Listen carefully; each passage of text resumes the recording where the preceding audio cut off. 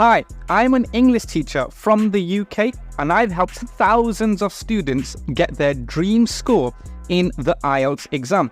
And in this video, I'm sharing easy tips to help you ace the IELTS speaking test.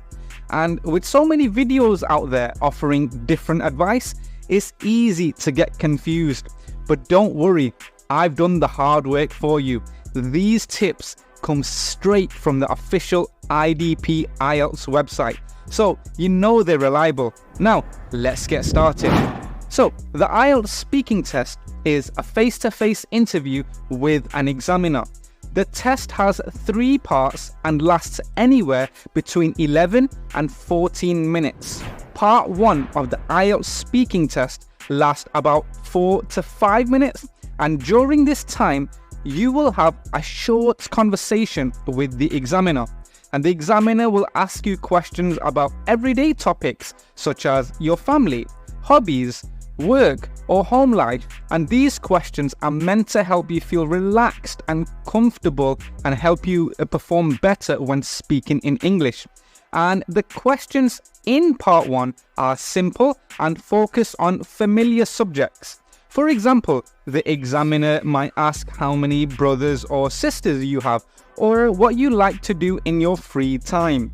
And this part of the test helps you get ready for the next sections. Common topics you might discuss in this section include your job or your studies, your family, your hometown, your likes and your dislikes. And here are some of the best tips for part 1 of the IELTS speaking test. Never give one-word answers. Always try to extend your answers, because if you give one-word answers, you won't get good marks. For example, if the examiner asks you how many brothers and sisters do you have, don't just say 3. What you want to say is something like this: I have 2 older brothers and 1 older sister. Here is another example. If the examiner asks you, do you enjoy your job? Don't just say yes. Expand on it by saying, yes, I really enjoy my job because it allows me to work with different people and it helps me learn new things every day.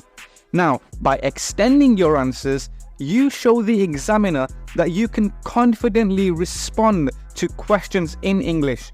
Remember, this is just part 1 of the speaking test and it helps you prepare for what comes next in part 2. Now, in part 2 of the IELTS speaking test, you will have 2 minutes to speak about a topic. And here's how that works. First, you will receive a card with a topic and a few related questions, similar to the example on the screen. Now, before you start speaking, you will have 1 minute to prepare. Now, make sure you use this time to make notes and organize your thoughts. And common topics for part 2 include a book you've recently read, your hobbies and interests, your daily routine, a family member who has impacted your life, describing a gift, and there are some more on the screen. Now, this part of the test is a monologue, so you will speak continuously without any interaction from the examiner, unlike part 1, which is more of a conversation. Now, during these 2 minutes of speaking time, you should aim to cover all the points on the card. The examiner will not interrupt you, so keep talking until your time is up. Now, to help you make the most of this time, here's a really good tip that can help you get higher marks in this part of the exam. So this technique is called the 5W technique.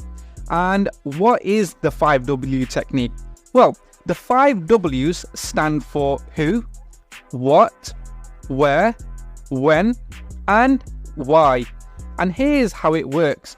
Just say you are given this topic on your screen, which is to do with describing a present that you have given someone.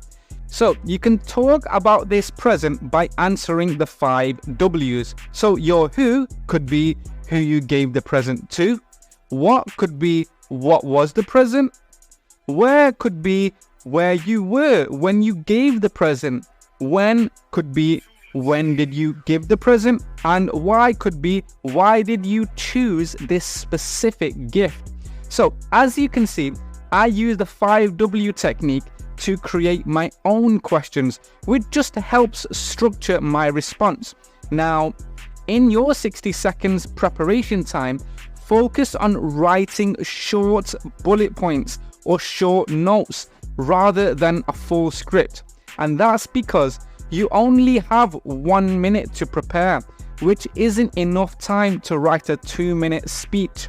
And by using the 5W method, you can quickly note down key points, making it easier for you to organize your ideas. Okay, now after completing part 2, you will move on to part 3 of the IELTS speaking test. And in this section, the examiner will ask you more general follow-up questions related to the topic you just discussed. So, for example, if you spoke about health in part 2, then the examiner might ask questions like, how can people improve their health? Do you think healthcare should be free? Should children be taught about health and fitness in school? Or, if your topic was about technology, then the examiner might ask you questions like, do you think online teaching is better than going to school? Why or why not? Do you think that computers will replace teachers one day? The questions in part 3 will be more abstract. That means they will explore the topic in a broader context. And this part of the test is designed to see if you can discuss a topic in greater depth and share your opinion clearly. And unlike part 2, there is no preparation time for part 3. You'll need to respond to the questions on the spot. So to help with this, the official IELTS IDP website suggests using a 4-step strategy. Number 1, give a direct answer to the question, then explain with some reasons. After that, provide an example to support your answer. And 4, offer an alternative or a consequence. Here's an example of how to use this strategy. So, the question on your screen, do you think that computers will replace teachers one day? So, step 1, I don't think that technology will replace teachers, especially in high schools. Step 2, that's because teachers do more than just teach in the classroom. Step 3, for example, teachers manage behavior, encourage students to work hard, have conversations with students, and manage the classroom as a whole. These things are hard for a piece of technology to do. Step 4.